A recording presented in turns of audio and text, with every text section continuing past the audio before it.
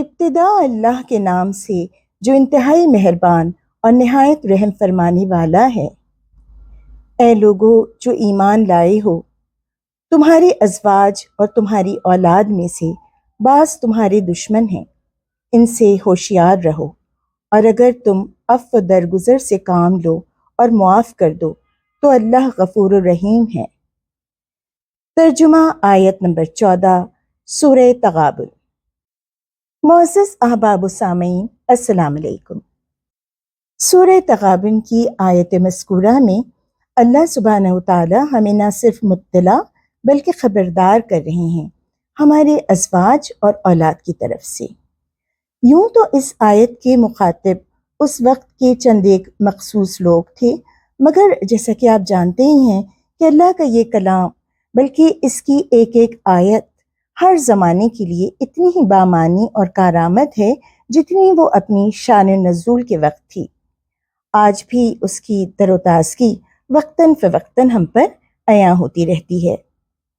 آج ہم جن حالات سے گزر رہے ہیں وہاں اکثر و بیشتر اہل خانہ کی طرف سے لوگ پریشان، مایوس اور بے چین ہیں۔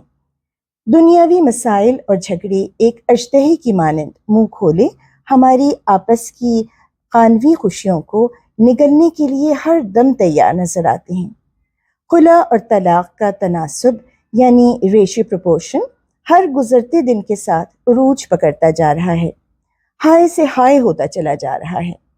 نتیجے میں اولاد کی دربدری اور تربیت کا بگاڑ بھی اب کوئی نئی بات نہ رہی، اور یہ سب اس لیے کہ ہم نے اپنی نفسانی خواہشات کو خدائی کا درجہ دے دیا ہے، اللہ کے کلام اور اس کی تعلیمات سے کوسوں دور سہل پسندی کی زندگی اپنا لی ہے۔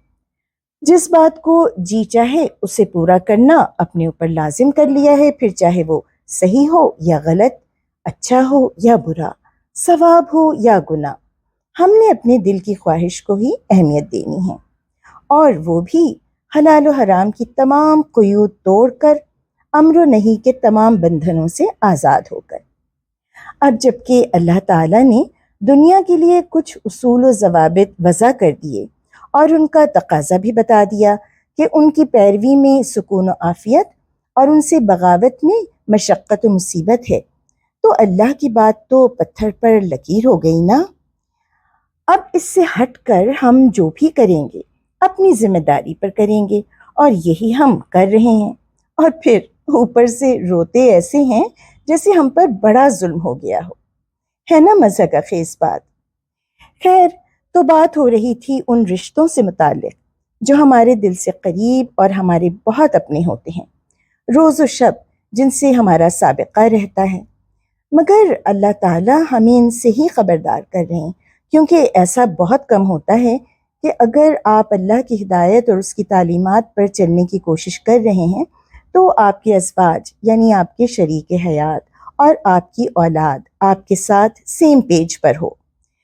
ایسے خوش نصیب لوگ شاذ و نادر ہی ہوتے ہیں، ورنہ عام طور پر آپ کے لائف پارٹنرز آپ سے ایک مختلف ڈگر پر چل رہے ہوتے ہیں۔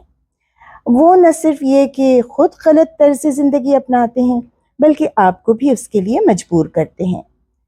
بیوی ہو تو چاہتی ہے کہ شوہر صحیح یا غلط کوئی بھی ذرائع آمدن اپنا لے، مگر اس کی خواہشات ضرور پوری کرے، گھر کو نعمتوں سے بھر دے، معیار زندگی کو بلند کرے اور معاشی وسائل میں حرام حلال کی تمیز چھوڑ دے۔